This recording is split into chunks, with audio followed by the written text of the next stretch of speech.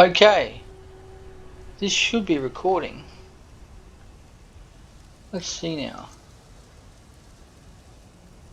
I think the sun's coming up.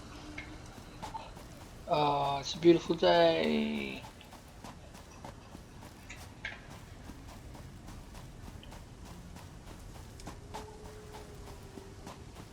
I've made some stuff. And yes, I had to make some hypertubes. Because who wouldn't?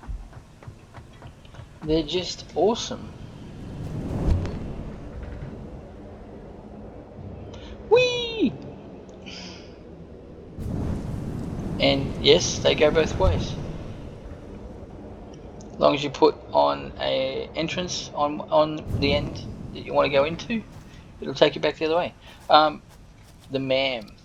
How unbelievably cool is this?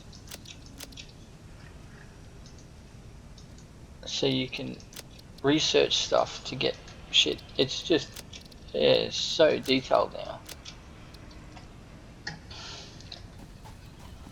And then you come over here to your thing and buy attachments through the wall, glass walls.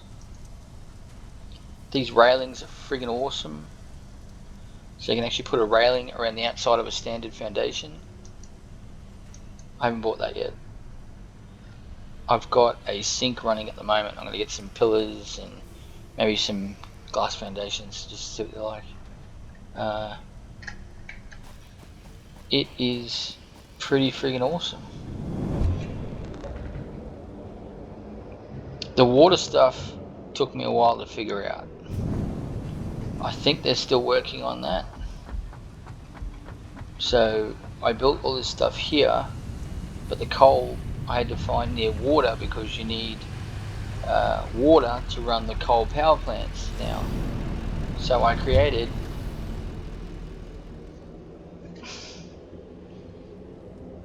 an exceptionally super awesome ride to get me to the coal area in a hypertube. It does have a tendency to slow down a little bit, especially on the incline, but every time there's a joint, I think the joint speeds you up just a little bit, and it looks like you're hovering inside some sort of bubble or something. They've created this really cool effect that you can see. I think you're a little bit, your point of view is a little bit closer than it was before. The other thing I noticed too is when you ride the like the tractor or whatever, when you stand on top, you stand still. You don't look at that. You're getting a bit faster there. Boop.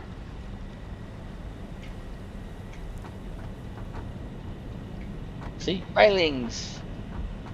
So I've got two pumps, and they're supposed to generate about 120 or 130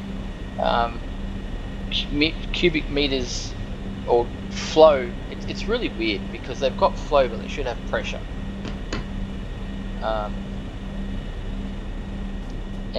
So I think they've still got to do some updates. So then you've got joints. You can do bends and shit. You can come up to this section here. It tells you what the flow rate is. You've got this storage container, which is like an industrial bin. It just holds extra water. I don't really know what the good idea for that is yet. And then I put that in, and then put this after it to increase the pressure. But again, it's cubic meters per minute. So that says 140, 130, 140. It varies quite a bit. And the part that I don't get, see, before I had all 8 or all 10 hooked up, and down here you can see it says 45 cubic meters per minute, but this says it's flowing 20, 30, 40, 20, 30, 40.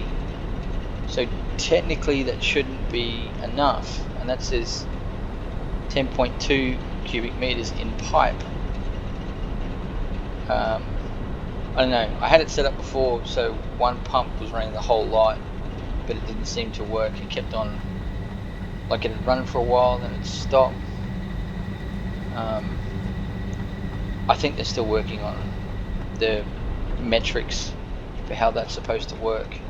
But you can come up to any pipe and just look at it and it'll tell you what's in the pipe, how much is flowing. If you shut the water down, these will close up, and you can see they're kind of breathing. It's really cool. But yeah, the graphics is awesome. You can see now that these have all got pipes in them. They've got pipe supports and pipes stackable.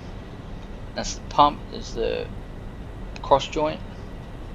I thought that maybe you could get two and then feed it into one to give it more pressure, but again, it's not really technically measuring pressure. It's measuring cubic meters per minute flowed, which is kind of like trying to measure current in a cable when you should be measuring wattage.